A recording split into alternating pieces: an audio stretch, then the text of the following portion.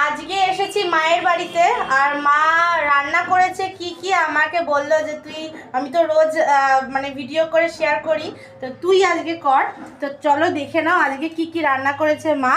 সাদা ভাত as usually যেমন হয়, আর হচ্ছে আমার ফেভারিট মানে আমাকে খেতে বলেছে সেই জন্য আমার মা করেছে। আমার ফেভারিট হচ্ছে ডিম আলু দিয়ে, তারপরে হচ্ছে সয়াবিন দিয়ে ঝাল ঝাল করে। আর আমি বাটা যে কোনো বাটা খেতে ভালোবাসি, সেই জন্য এটা হচ্ছে টমেটো বাটা, খুবই ঝাল ঝাল করে করেছে। আর আমাদের খুব একটা পদ হয় না, 2 থেকে 3ও না, দুই রকম বেশিরভাগই হয়।